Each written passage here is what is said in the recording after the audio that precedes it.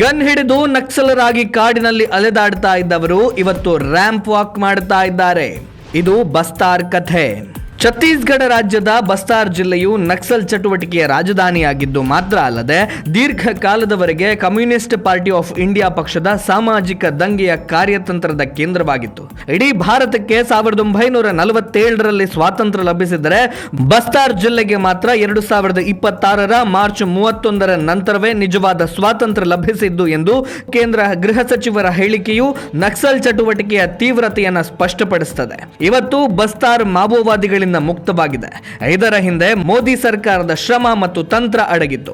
ಒಂದು ಕಾಲದಲ್ಲಿ ನಕ್ಸಲ್ ಸಿದ್ಧಾಂತಕ್ಕೆ ಬಲಿಯಾಗಿ ಕೈಯಲ್ಲಿ ಬಂದೂಕ್ ಹಿಡಿದು ನಾಡು ಬಿಟ್ಟು ಕಾಡು ಸೇರಿ ಭೂಗತರಾಗಿ ರಕ್ತ ಸಿಕ್ತ ಅಧ್ಯಾಯ ಬರೆದಂತಹ ಮಹಿಳಾ ನಕ್ಸಲರು ಇವತ್ತು ಯಾವ ರೂಪದರ್ಶಿಗಳಿಗೂ ಕಡಿಮೆ ಇಲ್ಲದ ಹಾಗೆ ರ್ಯಾಂಪ್ ವಾಕ್ ಮಾಡಿ ಜಗತ್ತಿನ ಅಚ್ಚರಿಗೆ ಕಾರಣರಾಗಿದ್ದಾರೆ.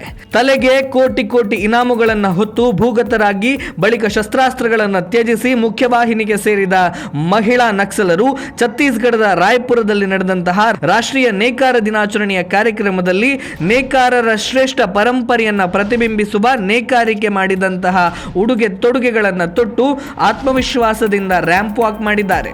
ಈ ಒಂದು ಕಾರ್ಯಕ್ರಮವು ಪ್ರಧಾನಿ ಮೋದಿ ಮಾತುಗಳಲ್ಲಿ ಉಲ್ಲೇಖವಾಗ್ತಾ ಇದ್ದ ಅಚ್ಚೇ ದಿನ್ ಎಂದರೆ ತಪ್ಪಾಗಲಾರದು.